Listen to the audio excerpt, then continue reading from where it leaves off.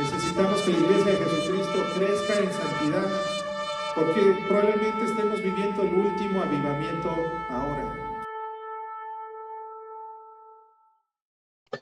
Amados hermanos, bienvenidos una vez más a este estudio hermoso de los jueves. Estamos estudiando el Evangelio de Marcos, verso a verso. He estado subiendo algunos estudios ya anteriores a la plataforma de YouTube para consulta, pues para compartir, ¿verdad? Porque sabemos que aquí el único protagonista de toda esta hermosa historia de la redención murió en una cruz crucificado y resucitó al tercer día. No se quedó en la tumba, resucitó nuestro Señor Jesucristo y a Él es toda la gloria y a Él es el único que merece recibir el reino.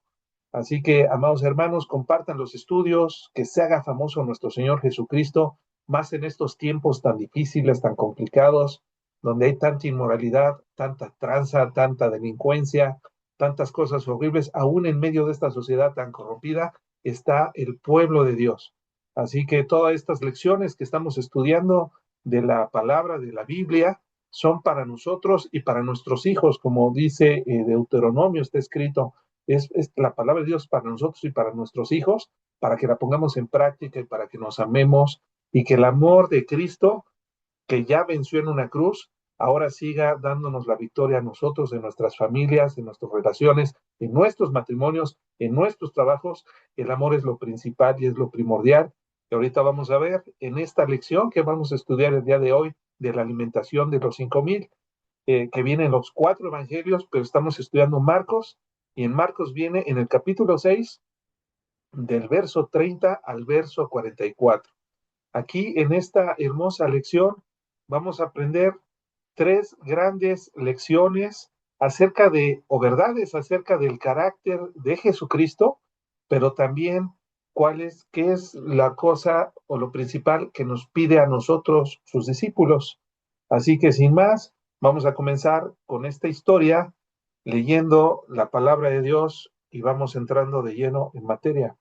La primera lección la encontramos en los primeros 3 versículos. Dios cuida a los suyos. Eso es el título que le puse a estos 3 versículos. Son 3 grandes ideas en este texto. La primera viene aquí: Dios cuida a los suyos. Vamos a estudiar esto, estos primeros 3 versos para ir comprendiendo la profundidad de la palabra de Dios. Dice así la escritura: entonces los apóstoles se juntaron con Jesús y le contaron todo lo que habían hecho y lo que habían enseñado. Y les dijo: venid vosotros aparte a un lugar desierto y descansad un poco, porque eran muchos los que iban y venían, de manera que ni aún tenían tiempo para comer. Y se fueron solos en una barca a un lugar desierto. Bueno, vamos a encontrar en este texto, nosotros vemos eh, que sus apóstoles, aquí ya los nombra el Espíritu Santo, los menciona ya no como discípulos, sino apóstoles, que significa enviados. Los llegan muy felices de una misión, de la misión que Jesús los había comisionado. Si recordamos en el Evangelio, en este capítulo de Marcos, capítulo 6, a partir del verso 7 y hasta el 12, Jesús envía a los 12. Acabo de subir ahí a la plataforma de YouTube este pequeño sermón, esta predicación expositiva de estos 7 versículos, donde Jesús llama a los 12 y los manda de 2 en 2 a predicar a las aldeas cercanas.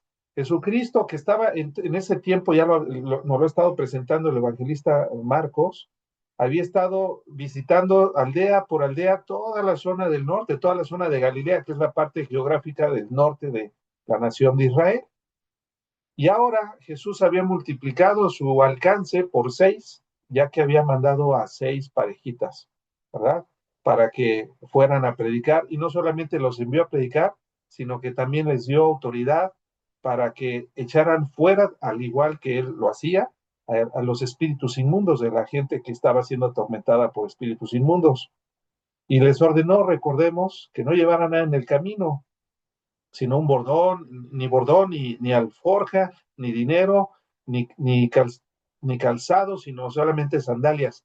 Y él les prometió que Dios les proveería de todo lo necesario y que también les dio una serie de instrucciones que ya lo predicamos, ya lo enseñamos, pero él los había enviado. Después, hace 8 días vimos la muerte de Juan el Bautista. Esta historia está ahí intermedia y vimos que había un gran festín y que fue por medio de Salomé que se pidió la cabeza de Juan el Bautista y entonces Herodes no tuvo otra opción más que hacer lo solicitado a causa de que él se había enredado por los dichos de su labio. Ah, pídeme lo que quieras, porque estaban en una tremenda fiesta, en un festín, por motivos de su cumpleaños.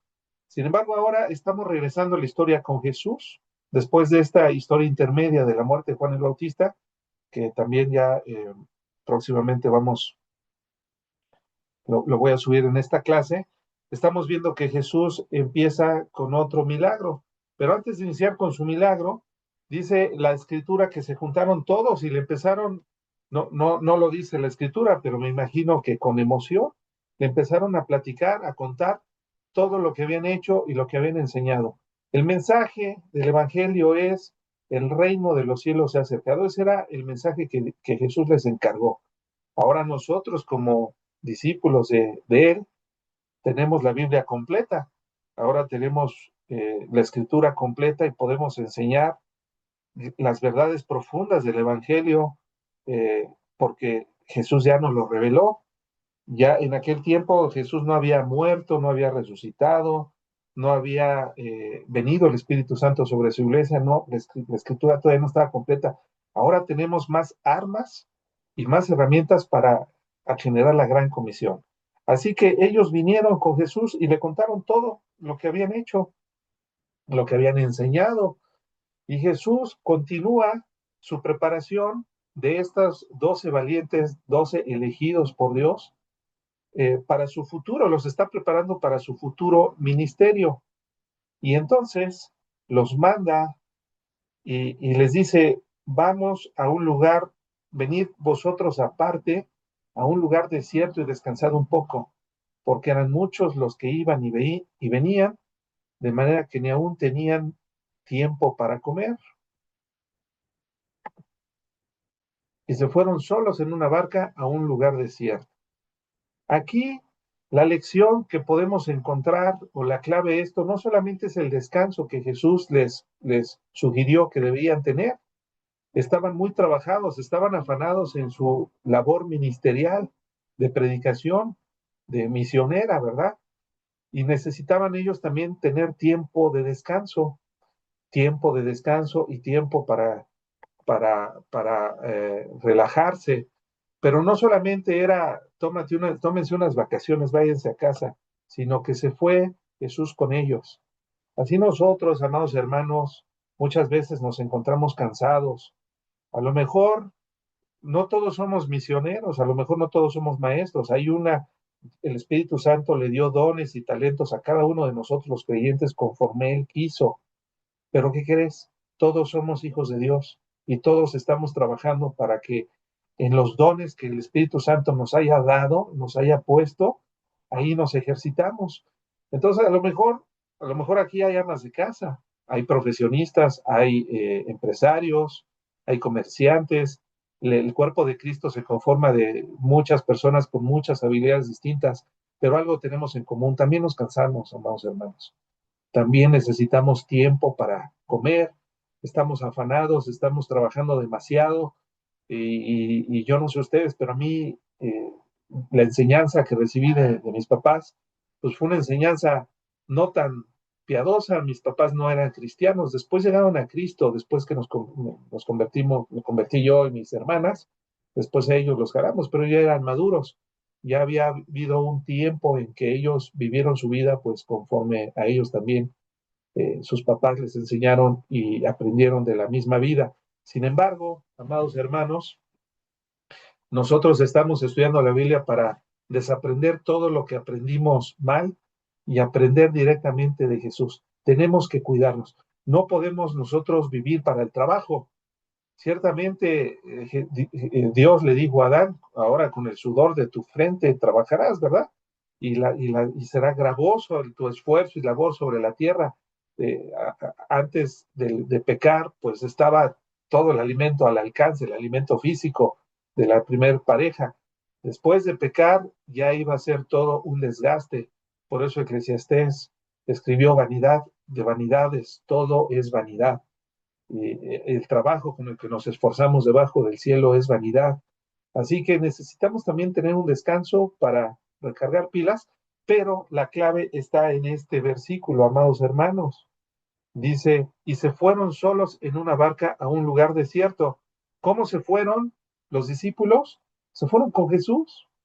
O sea, este descanso espiritual y físico que nos está sugiriendo Jesucristo es no solamente ir a descansar para que hacer lo que, o no hacerlo nada, sino para que nos vayamos con Él.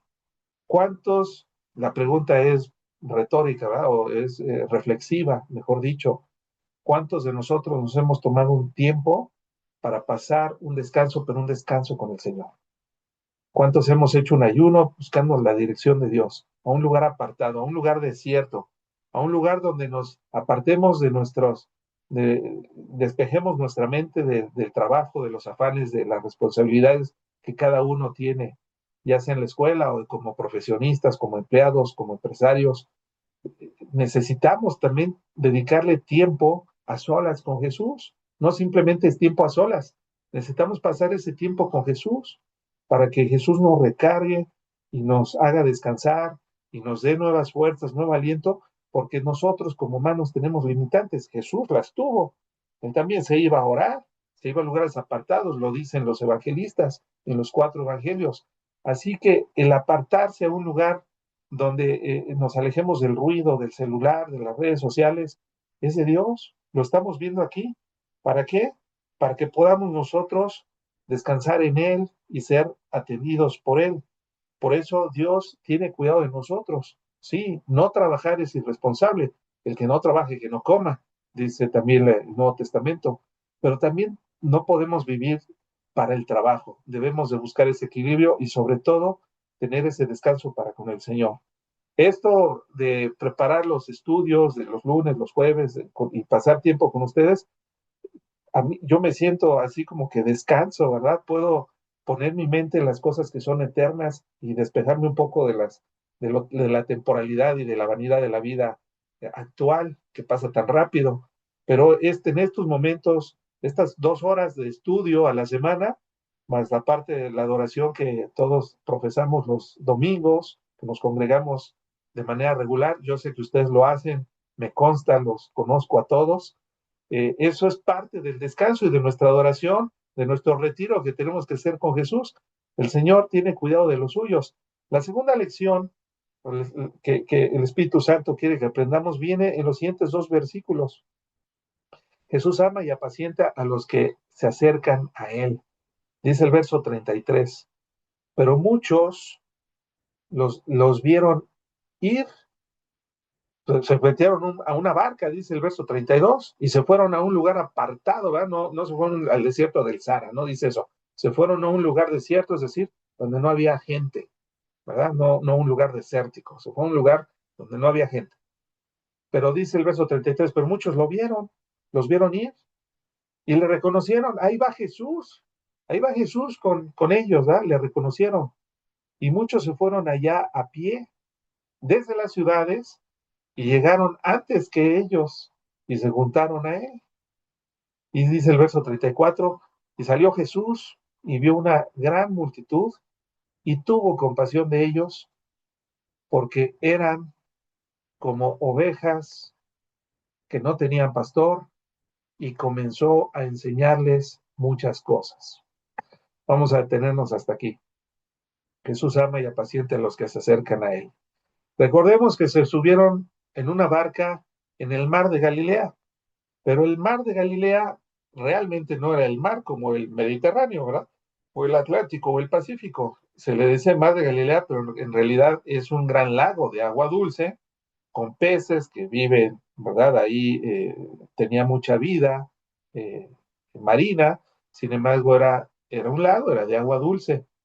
Entonces, amados hermanos, era muy grande, de 13 kilómetros de ancho por 22 de largo, era un gran cuerpo de agua que por su tamaño producía con el viento oleaje. Sin embargo, este mar está muy por abajo de la superficie promedio del mar, está aproximadamente entre 180 a 200 metros abajo. No es un mar, pero le dicen mar de Galilea, también se le conoce en la Biblia como lago de Genezaret. Así que mientras ellos iban de una parte del lago a otra, la gente pues simplemente fue rodeando por la orilla y los alcanzaron, porque los iban viendo, a lo mejor a la distancia, ahí va Jesús, ahí va con sus apóstoles, pues sigan avanzando. Así que ellos, todas estas personas, que después vamos a ver que era una gran multitud, eran como 5,000, ¿verdad? Se juntaron a donde llegaron Jesús y Jesús tuvo compasión de ellos porque dice la escritura, eran como ovejas que no tenían pastor, eran como ovejas. Todo el Antiguo Testamento, para los que lo están estudiando también conmigo, que son la mayoría de ustedes, estamos viendo cómo en el Antiguo Testamento que estudiamos Jeremías, Ezequiel, ahorita estamos estudiando Daniel, ya estamos terminando con los profetas mayores y vamos a comentar con los profetas menores. Estamos viendo que la nación de Israel en realidad en muchas ocasiones eran como ovejas que no tenían pastor, y no porque Dios los hubiera desamparado, simplemente porque ellos habían desechado a Dios, al pastor que los quería pastorear, pero también respetaba su decisión. Algunos versos clave los podemos encontrar, yo sé que hay muchas referencias en el Antiguo Testamento, desde Levítico, ahí hablando, pidiendo Moisés, intercediendo por los israelitas para que Dios levantara un hombre, para que no anduvieran como personas sin pastor. Hay salmos que hablan de esto. El rey David era un pastor que apacentaba a su pueblo, un buen pastor. Sin embargo, aquí en Zacarías 10:2 nos dice la escritura, porque los terafines han dado vanos oráculos y los adivinos han visto mentira, han hablado sueños vanos y vano es su consuelo, por lo cual el pueblo vaga como ovejas y sufre porque no tiene pastor. Son falsos pastores que no pastoreaban al pueblo, a la nación de Israel. Por eso la ira se enciende contra estos falsos pastores y hay un castigo, pero yo no voy a meter al verso 3, vamos a quedarnos aquí. El pueblo de Israel era constantemente visto como un pueblo que vagaba como ovejas que no tienen pastor. Por tanto, dice en Ezequiel, que ya estudiamos, por tanto, pastores, oíd palabra de Jehová, vivo yo, ha dicho Jehová el Señor, que por cuanto mi rebaño fue para ser robado y mis ovejas fueron para ser presa de todas las fieras del campo sin pastor, ni mis pastores buscaron mis ovejas, sino que los pastores se apacentaron a sí mismos y no apacentaron a mis ovejas. Por tanto, oh pastores, oíd palabra de Jehová. No lo voy a leer, hay una sentencia, hay un juicio contra todos estos pastores. El Señor ha levantado pastores a lo largo del Antiguo Testamento para apacentar a su pueblo. Sin embargo, estos pastores no han pastoreado a las ovejas como Dios, como representantes dignos del dueño, ¿verdad? Del pastor, porque son muchos de ellos asalariados. Simplemente quieren aprovecharse de las ovejas y de su lana para apacentarse a sí mismos y no les interesan las ovejas. Ahí, esto ha sido a lo largo de toda la historia de la iglesia, desde que surge la iglesia, en Hechos 2, capítulo 2, con la llegada del Espíritu Santo, en las epístolas paulinas y en las epístolas generales, hay siempre versos diciendo y previniendo, cuidado contra los falsos maestros y los falsos profetas y los falsos apóstoles. Incluso advierten acerca de anticristos que se han levantado a lo largo de toda la historia. Ser pastor, por eso yo les decía ahorita a algunos hermanos, no me digan pastor porque en realidad yo soy maestro, ¿verdad? Aunque tengo estudios de seminario, no, mi llamado al momento, yo lo siento en mi corazón, es de maestro. Yo no soy pastor, soy maestro de la escritura y me respalda pues, un seminario, una maestría, ¿verdad? Soy maestro. Como yo sé que a lo mejor aquí hay muchos maestros, maestros en administración de empresas, maestros en otras disciplinas. Sin embargo, eh, ser pastor del pueblo de Dios es una responsabilidad muy grande. Esto no es un nombramiento así ligero. Dios va a demandarnos a todos por los dones y talentos que nos ha dado, pero a los maestros, a los pastores, a los misioneros, a los líderes de su pueblo, viene mayor responsabilidad. Y eso lo vemos en la Escritura. Por eso, amados hermanos, tenemos que, si vamos a ser cristianos, lo vamos a hacer bien.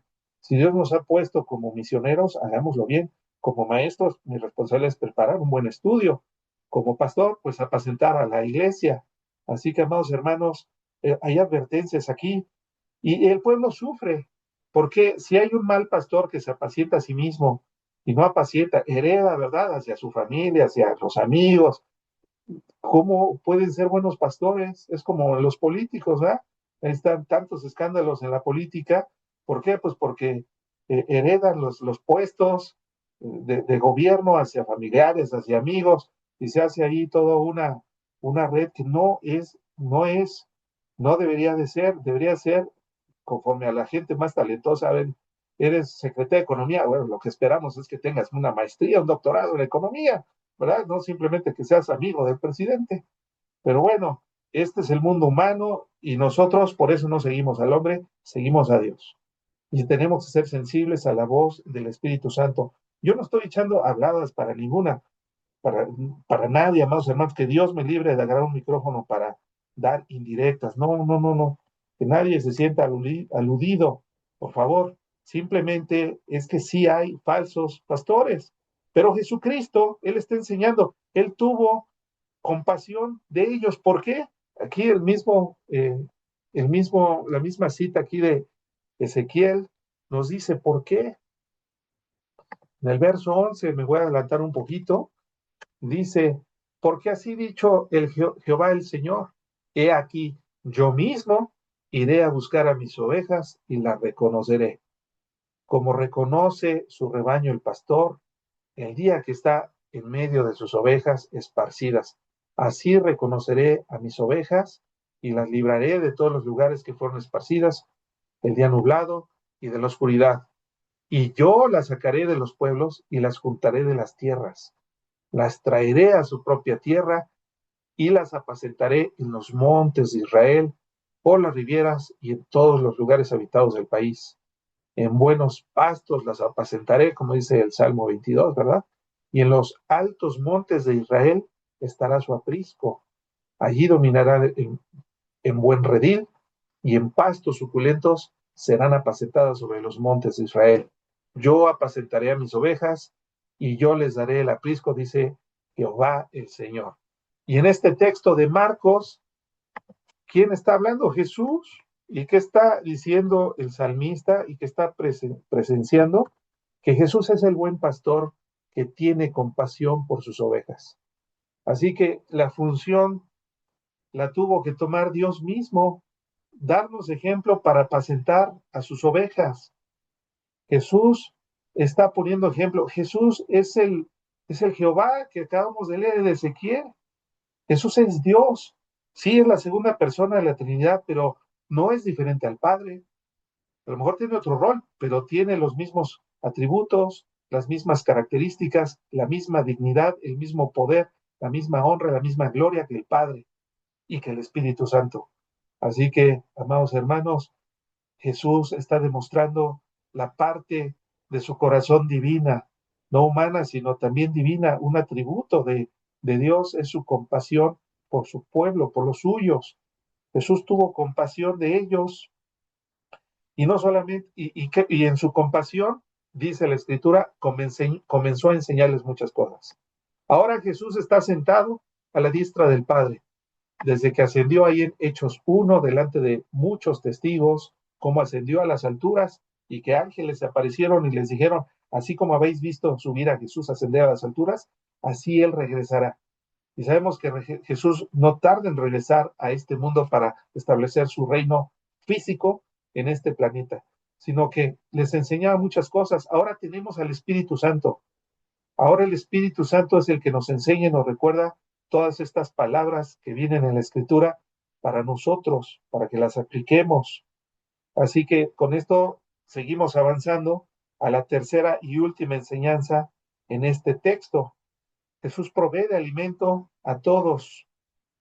Dice así el texto, vamos a leerlo del 35 al 40, 44. Cuando ya era muy avanzada la hora, sus discípulos se acercaron a él diciendo, el lugar es desierto y la hora ya muy avanzada. Vamos a ir analizando, estudiando ahorita verso por verso, cómo es que Jesús empieza a proveer de alimento. Los apóstoles identifican un problema muy grande. El problema es que la multitud era grande y ya la hora era muy avanzada. Así que ellos identifican un problema y se atreven a acercarse a Jesús y dicen, Jesús, hay un problema, pero te tenemos una propuesta. El problema es que la hora ya está muy avanzada y te vamos a sugerir algo. Imagínense, hombres, ¿verdad? Pecadores, dándole un consejo al Dios Todopoderoso. Dice, despídelos para que se vayan a los campos y a aldeas de alrededor y compren pan, pues no tienen que comer. Fue un día maratónico, ¿verdad? Lo estuvieron siguiendo por no sé cuántos kilómetros, se hace de noche o ya está atardeciendo y no han comido y ya es la hora de la cena. Que se vayan, dice, te vamos a dar un consejo, Jesús, que se vayan a los campos, a las aldeas alrededor y que compren pan, pues no han comido, seguramente ni Jesús ni sus apóstoles habían comido, ¿verdad? Sin embargo, Jesús responde en el verso 37 y les dice, dadles vosotros de comer. Esta es una orden magnífica, ¿verdad? Como, o sea, ellos están viendo un problema, le sugieren una solución y Jesús les responde con una solución que a ellos no se les hubiera ocurrido, darles vosotros de comer. Esto yo no lo veo como una sugerencia, amado hermano y hermana. Jesús no dice, yo creo que sería mejor que ustedes les dieran de comer. No, para mí es una orden, dadles vosotros de comer. Y ellos, en su mente finita, ¿verdad? Le dicen que vayamos y compremos pan por 200 denarios y les demos de comer. O sea, no terminan de entender esta orden de Jesús. ¿Cómo les vamos a dar de comer? 200 denarios era el equivalente a 6, 8 meses de trabajo para una persona, por un lado. Por otro lado, ya está anocheciendo. ¿Dónde van a ir a comprar tanto pan para alimentar a esta multitud? Era simplemente algo incomprensible. Ellos, me imagino que han de haber pensado, bueno, Jesús, ¿de qué estás hablando? Es demasiada gente y no tenemos ni los recursos, ni el tiempo, así que ni tiempo, ¿verdad? Para ir a comprar, ni los recursos para que les demos de comer. Sin embargo, Jesús les responde y le dice, ¿cuántos panes tenéis? Id y vedlo. Y al saberlo dijeron, 5 y 2 peces. En esta historia, amados hermanos, no se los comenté, pero tanto la resurrección como esta historia de la alimentación de los 5,000 aparecen los 4 evangelios. Hay otras historias, otros milagros que se registraron en otros evangelios, sin embargo, no en los 4, a veces en 3, a veces en 2, a veces nada más en el de Juan. Sin embargo, esta historia solo aparece en los 4 evangelios. Debe ser algo importante, porque Dios lo registró en los 4 evangelios que tenemos en el Nuevo Testamento. Y ellos le dicen, solamente tenemos 5 panes y 2 peces. Y Jesús les da una instrucción que sigue siendo inverosímil, así como increíble. Les mandó que se recostasen por grupos de 100 en 100 y de 50 en 50. Bueno, Jesús los organiza. Jesús los organiza y les dice que se lo sienten en grupos. ¿Por qué? Porque si bien nosotros no somos una empresa como iglesia, si somos una organización, porque nos estamos organizados. Jesús está haciendo una organización, pero esto es algo no es nuevo.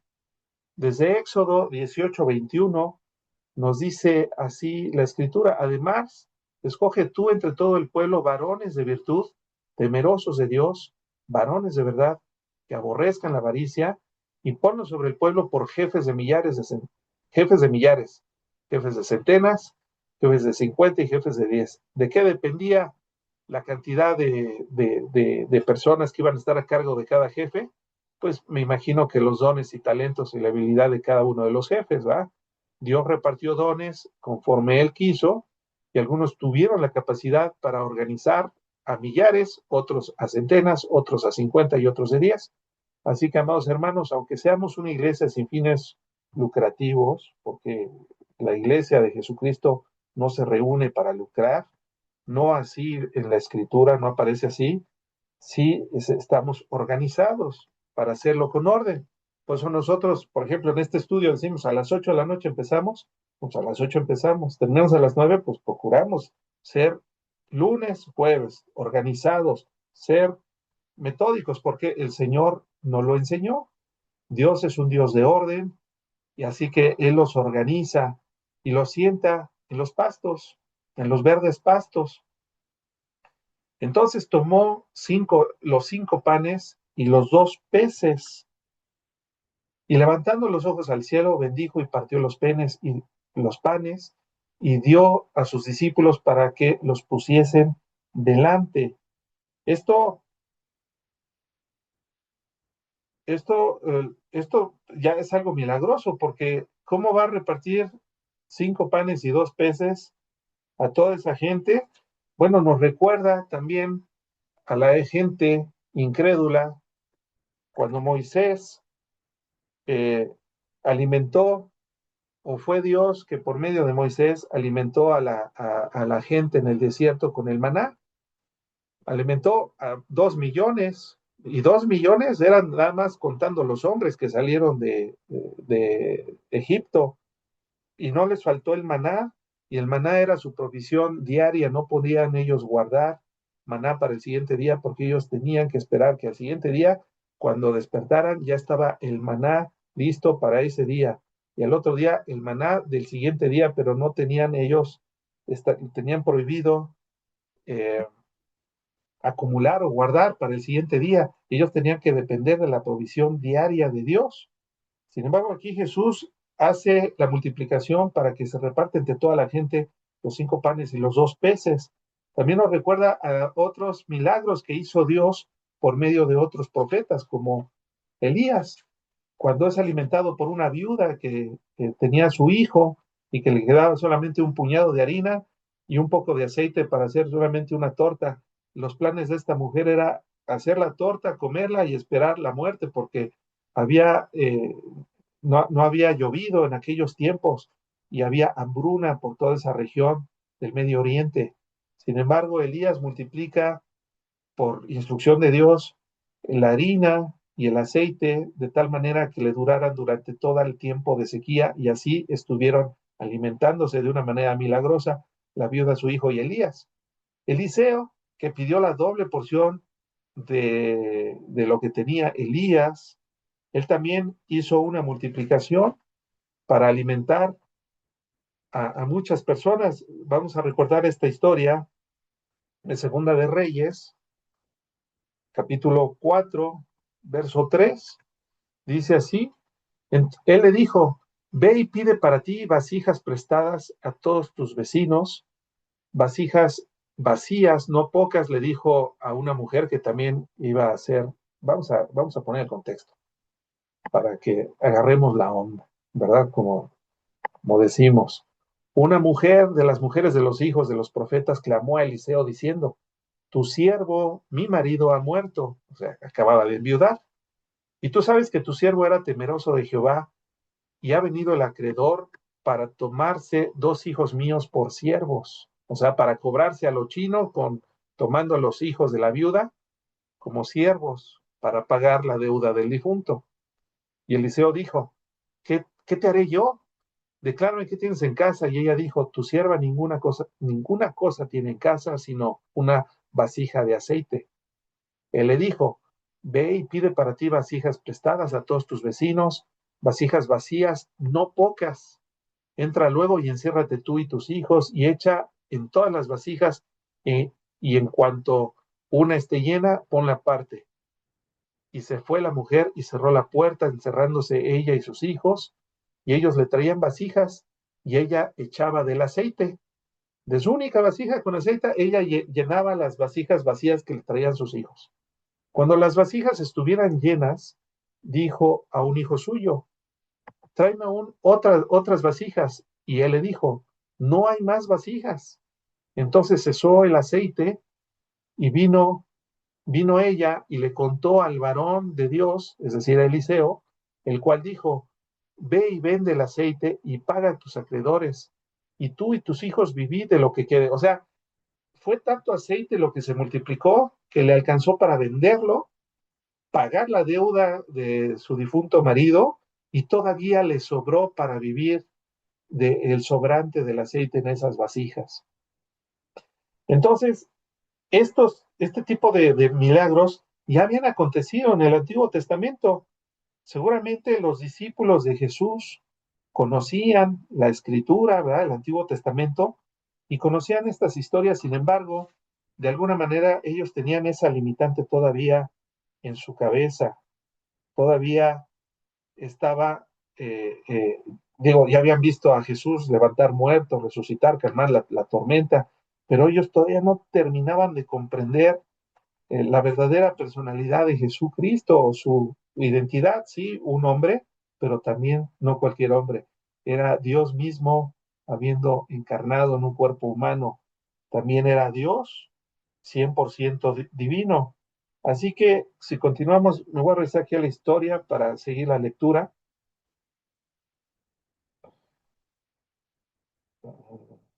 A Marcos 6, voy a seguir en el 42. Dice, y comieron todos y se saciaron. Lo mismo que la viuda, ¿verdad? Que pagó sus deudas, y dice el verso 43, y recogieron los pedazos de los pedazos, de los sobrantes, 12 cestas llenas, y de lo que sobró de los peces. 12 es un número muy importante. Todos los números en la Biblia tienen importancia, ¿verdad? ¿Por qué 12? Bueno, pues hay 12, las 12 tribus de Israel, pero también Dios levantó a 12 discípulos que después se convirtieron en apóstoles, en enviados, sobre lo cual Dios estableció los fundamentos de un nuevo pacto. Así que hubo sobrantes, al igual que la viuda le sobró de aceite para vivir ella y sus hijos del sobrante, también aquí sobraron 12 cestas. Y los que comieron eran como 5,000 hombres. Ahora aquí lo increíble o lo maravilloso de esta historia es que todos se saciaron y eran 5,000 hombres los que habían comido. La escritura en los otros evangelios nos dice que esta cantidad era únicamente contando a los varones, porque en aquel tiempo, en aquella cultura, así se hacían las cuentas, se contaban a los hombres, no se contaban ni a las mujeres ni a los niños, solamente a los hombres. Así que probablemente estamos hablando de que ahí reunidos con Jesús, no solamente eran 5,000 hombres, sino que si venían con sus esposas y con sus hijos, eran aproximadamente, algunos calculan que hasta 20, 25,000 personas pudieron haber estado ahí. Eh, Eran demasiadas gentes. Ahora, la cantidad de personas para nosotros hoy aquí en México, pues puede sonar un número grande, pero en los tiempos de Cristo, la población mundial no era tan grande. De los poblados, por ejemplo, Capernaum, que era la ciudad donde Jesucristo puso su centro de operaciones al principio de su ministerio, la población en aquel tiempo de Capernaum oscilaba entre 600 y 1,500 habitantes, según los historiadores. La ciudad más grande de Galilea, de esta parte geográfica de Israel, Séforis era de aproximadamente 15,000 habitantes. Habitantes, esto es mujeres, niños, bebés, ancianos. Pero aquí había 5,000 hombres, o sea, había 20,000 personas en total aproximadamente que se fueron alimentadas por Jesucristo. Esto nos habla de la gracia y de la maravillosa gracia común que Dios tiene, el cual hace salir el sol para todos, para sus hijos y para los que no son sus hijos, para buenos y para malos, para elegidos y para los que se van a perder. Así que Jesús alimentó a todos. Eso es un símbolo de la gracia común. Y también nosotros vemos que las limitantes, nuestras limitantes humanas, no son las limitantes de Jesús, del Dios Todopoderoso. Por eso a veces cuando estamos en problemas como lo estuvieron sus apóstoles, que no tenían alimentos para alimentar a 20,000 personas, eh, pues empezamos a buscar dentro de nuestras limitantes soluciones, alternativas, pero Jesús les dio un versículo clave: denles de comer. Ustedes, me voy a regresar aquí a la escritura, porque creo que aquí podemos encontrar el verso clave de toda esta historia. Denle vosotros de comer, dadle vosotros de comer. La instrucción de Jesús sigue siendo la misma para nosotros. Demos, nosotros nos pide, nosotros denles de comer. ¿Qué les vamos de comer? ¿Qué le vamos a dar de comer a las personas hoy en día? ¿Panes también? ¿Pescado? Porque esa era la dieta mediterránea, ¿verdad? En aquel tiempo. Sin embargo, Jesucristo les nos enseña aquí en el Evangelio de Juan, en el capítulo 6, verso 30 y hasta el verso 51, nos enseña una gran lección. No lo voy a leer todo, léanlo ustedes con calma, por favor, pero dice Jesús, le dijeron entonces a Jesús: ¿qué señal pues haces tú para que veamos y te creamos? ¿Qué obra haces? Y aquí sacan el maná, ¿verdad? Nuestros padres comieron el maná en el desierto, como está escrito, pan del cielo les dio a comer. Y Jesús les dijo: de cierto os digo, no os dio Moisés el pan del cielo, mas mi Padre os da el verdadero pan del cielo, porque el pan de Dios es aquel que descendió del cielo y da vida al mundo. Y le dijeron: Señor, danos siempre este pan. Jesús les dijo, fíjense qué declaración tan importante: yo soy el pan de vida, el que a mí viene nunca tendrá hambre, el que en mí cree no tendrá sed jamás. Jesús es el pan que nos pide que le demos de comer a todas.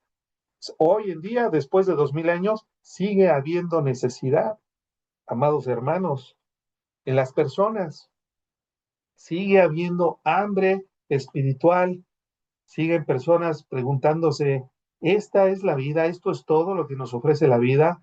Un, un país corrupto, un gobierno corrupto, un país que es gobernado por la delincuencia organizada, un país con tanta inseguridad, un país donde las escuelas, hay tanta inmoralidad en las escuelas, donde ya ni siquiera quieren ser novios los jovencitos, ya solamente quieren ser amigos con derechos, ya ni siquiera quieren tener un novio, quieren tener novia porque no quieren rendirle a cuentas a nadie acerca de qué hacen y con quién están. A ese grado de degradación hay. Sin embargo, sigue habiendo mucha gente que sigue cuestionándose y sigue teniendo hambre. Si Dios existe, ¿dónde está? Por supuesto que Dios está en el cielo, pero también Dios habita por medio de su iglesia. Por medio de nosotros podemos presentarles a Jesucristo para que coman de ese pan. Y todo aquel que coma de ese pan nunca tendrá hambre, porque Jesús es el pan que descendió del cielo, el verdadero maná que descendió del cielo. Eso es lo que nos está diciendo. Y Jesucristo también nos dijo: el que cree en mí, y ahí estamos tú y yo, levanta la mano, di amén, aleluya. El que cree en mí, dice, las obras que yo hago, Él las hará también, y aún mayores hará, porque yo voy al Padre. Era importante que Jesucristo ascendiera a las alturas, porque dice: yo rogaré al Padre, y Él enviará a otro en mi lugar, al Consolador, al Espíritu. Jesucristo está sentado a la diestra del Padre, esperando que el Padre ponga a todos sus enemigos por estrado de sus pies. Que lo hemos estado estudiando ahorita en Daniel. No te pierdas la clase de lunes, amado hermano y hermana, porque va a estar bien interesante. Vamos a ver el paralelismo del capítulo 2 de Daniel con el capítulo 7, y si nos da tiempo, el capítulo 9 lo vamos a estudiar. Pero Jesús, el Padre dice, las obras que yo hago, Él hará. Jesús alimentó a 5,000 personas. Tú y yo podemos levantarnos y predicarles y invitar a otros para más de 5,000 personas para que también coman del pan que descendió del cielo, ¿verdad? Así que, amados hermanos, para nosotros esto es importante. ¿Qué vamos a comprender de esta lección? Yo te digo, quédate, amado hermano, con este texto. Si algo vas a meditar de lo que aprendimos hoy, quédate con la primera parte del versículo 37 de este capítulo 6, con estas palabras de Jesús: dadles vosotros de comer. Esa es la voluntad de Dios, que participemos en la gran comisión, que invitemos a otras personas, que les prediquemos del Evangelio, que demos testimonio de que somos verdaderamente hijos de Dios, que no nos prestemos a tranzas, a fraudes, a pleitos, a chismes, a murmuraciones, que no nos prestemos a nada que desagrada a Dios, pero también, eso está bien, pero también que invitemos a otros a que escuchen la palabra de Dios. Así que, amados hermanos, proveer de alimento físico es importante. Santiago 2 del 14 al 17 nos dice Santiago, hermano de Jesús, cualquiera que le diga a otro hermano, ve y caliéntate, que Dios te bendiga, y no provees de lo necesario, pues ¿dónde está la fe que profesas? Sí, orar unos por otros, pero si es necesario, también es proveer materialmente de un bien a algún hermano que está pasando necesidad, o a nuestros prójimos. Pero el elemento espiritual, ese alimento, ese no va a pasar. El que de mí come nunca más volverá a tener hambre, porque Jesucristo nos va a dar un cuerpo resucitado, glorificado, que ya no va a tener necesidad de alimento físico, solamente del amor de nuestro Señor Jesucristo. Así que, amados hermanos, yo te invito a que sigas invitando a personas a tu iglesia, a la iglesia donde Dios te haya sembrado, que sigas invitando a que vea los estudios. Si no puede firmarse en estos horarios, mándale las grabaciones, comparte la palabra de Dios, otros estudios de otras personas mucho más preparadas también lo puedes compartir. Aquí el único protagonista es Jesucristo. Así que, amados hermanos, participemos en la gran comisión y demos de nosotros, por órdenes de Jesús, de comer a todo aquel que tiene hambre y que se acerca a Cristo. Que esto nos quede en nuestra cabeza, que esto quede en nuestro corazón, para seguir nosotros participando, alentándonos unos a otros, exaltándonos con amor, y que en el nombre de nuestro Señor Jesucristo sea glorificado para siempre. Así que hasta aquí vamos a dejar la lección del día de hoy. Vamos a hacer una oración y hacemos una oración por las peticiones particulares de este hermoso grupo de estudio. Señor Jesús, te damos gracias, Padre, por tu palabra. Gracias porque nuestras limitaciones humanas no son tuyas.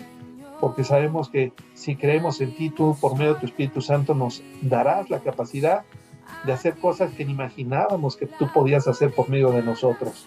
Padre Santo, nosotros creemos tu palabra, no queremos dudar de ella.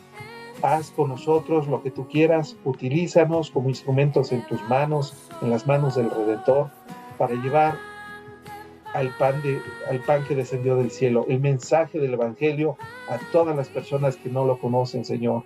Bendice a mis hermanos aquí, provee de nuestra necesidad, nuestra hambre espiritual, pero también oramos por todas las necesidades físicas. Síguenos dando salud, trabajo, recursos, Señor, sustento y abrigo, Padre Santo, para que podamos nosotros siempre tener lo suficiente y un poquito más para bendecir a nuestros hermanos. Todo esto te lo pedimos en el nombre de Jesús y para tu gloria, Señor. Amén. Suscríbete al canal, sigue creciendo en la fe por medio del conocimiento de la verdad y para la gloria de Dios.